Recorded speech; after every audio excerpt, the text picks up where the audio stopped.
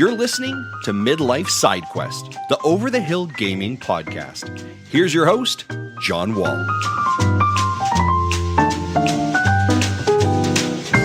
Welcome to Midlife Side Quest, the Over the Hill Gaming Podcast.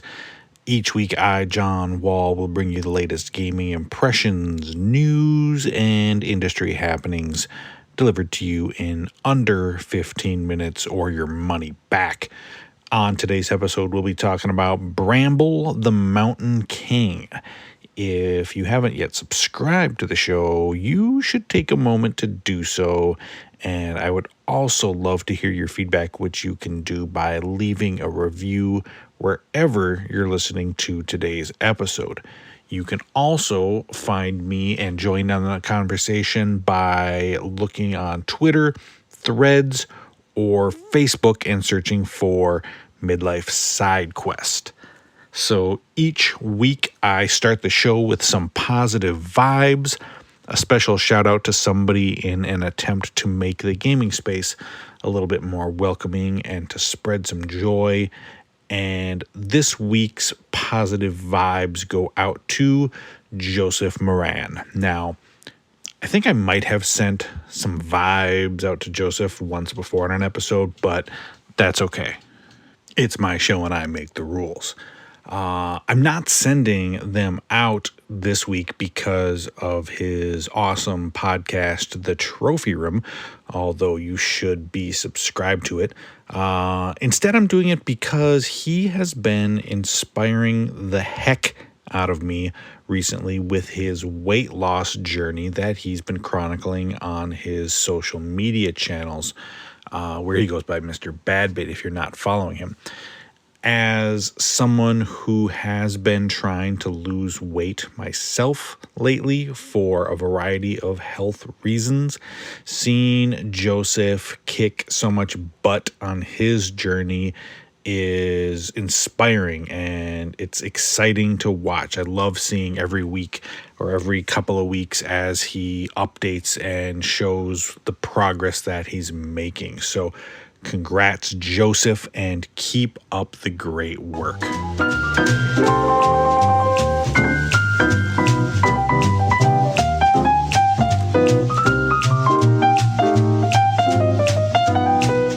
You know, we are just a little over a week away from the release of Starfield, one of the most anticipated games probably of the last few years, and a game that will no doubt consume dozens, probably more like hundreds of hours of my life. So in preparation for that, I've been trying to wrap up some of my gaming loose ends. Finish games that I've started, like Final Fantasy 16, which I am chipping away at still, and check out some of the smaller scale games that I've been meaning to play for a while. Games like Bramble, the Mountain King. Now, this game came out back in April, and to be honest, I didn't notice. I hadn't heard of it before its release, and I don't really recall seeing any talk about it when it came out, which is a shame. In fact, the first time I heard of the title at all was when Phil Spencer, the head of Xbox, tweeted about it probably a few weeks ago. I know Spencer plays a good amount of games, but he doesn't usually tweet much about, third-party titles unless they really leave a good lasting impression.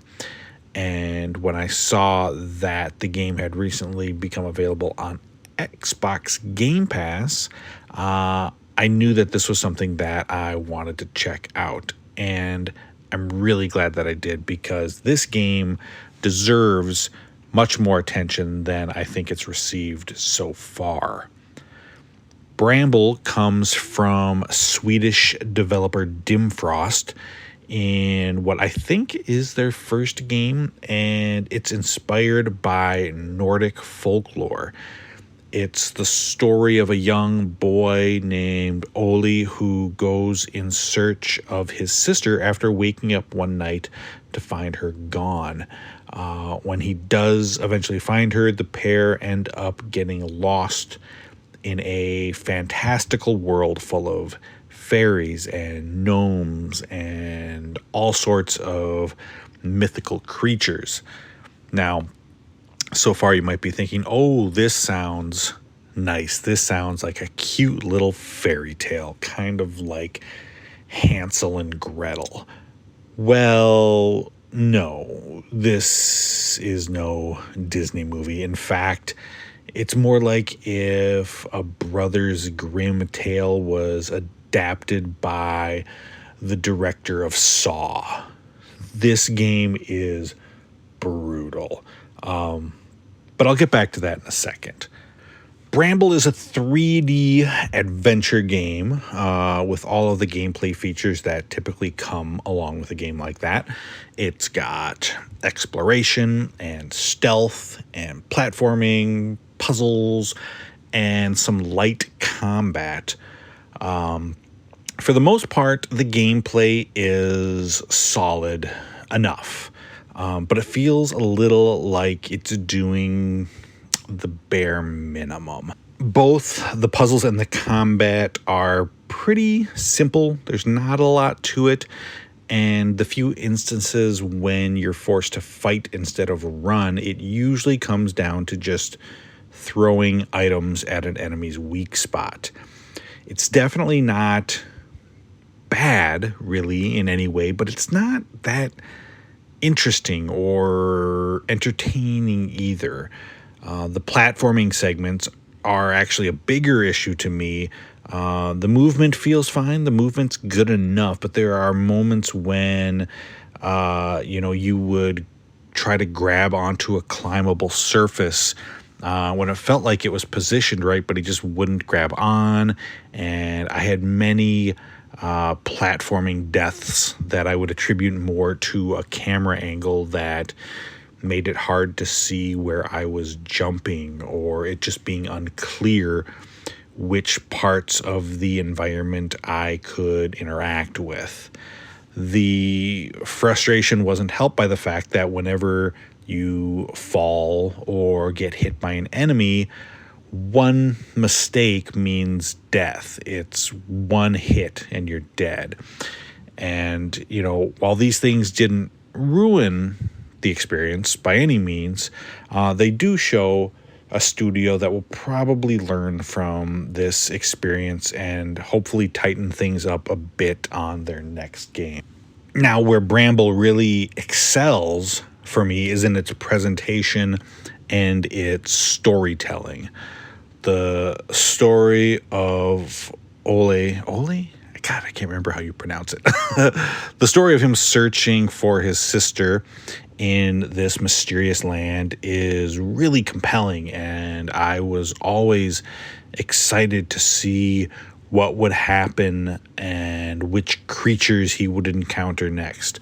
And the further you get in the game, the darker and more disturbing the world turns out to be. From a terrifying Pied Piper who lures you in and then lurks deep in the waters of a swamp waiting to leap out and snatch you, to the Butcher, a giant troll who dices his prey into bits and attacks you with his massive cleaver. The boss encounters in this game are supremely dark and messed up, and there were moments when I was getting serious Silent Hill vibes from this game, especially during one fight which takes place entirely in the player's mind. It's not only dark and grim, though. There are moments throughout the game when the horror subsides and you get to take in the beauty of the world. And there's really some gorgeous scenes in this game. One in particular has you making your way across this beautiful field filled with flowers, and there's deer roaming, and there's this beautiful Swedish folk song playing as you travel. And it was honestly like one of my favorite moments in a video game this year. It was just really effective and well done. Another nice touch that adds to that fairy tale vibe is that none of the characters speak in the game, but the entire story is narrated as you progress, and it's quite well done. It's really well voice acted, and I liked that approach to the storytelling. The visuals, like I said, are beautiful, whether it's a, pretty scene in a field or something, dark and grotesque. It looks really good. The music is fantastic. It is really, really good. And all in all, it's just a great presentation and a really compelling story. Enough so that it compensated for the shortcomings that I felt that the gameplay had. Now, as much as I do highly recommend this game, I feel like I really need to tell you that some of the content in this game will absolutely be troubling to some players. This can be a disturbing game. In addition to the violence, just kind of the general level of violence, there are also several depictions of violence towards children, as well as images and references to suicide. So if you are especially sensitive to these kind of things, you may want to skip this one, or at least, just know that that's in there when you go into it. But if you think, that you're up for that sort of thing, if you're okay with that, Bramble does get a high recommendation from me, and I think it's one of the best indie games I've played this year. It's not perfect. There are things I wish it did better, but for a first game from a studio, I'm very impressed, and I'm excited to follow this studio and see what they do next.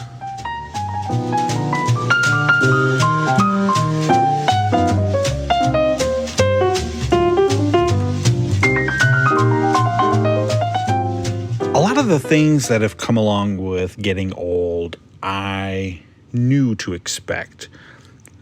Afternoon naps, going to bed early, lots of prescriptions and pills to take, randomly getting mad at people who walk by my house for no reason. These are all things that I had heard about before, and I knew I'd have to deal with as I went through middle age.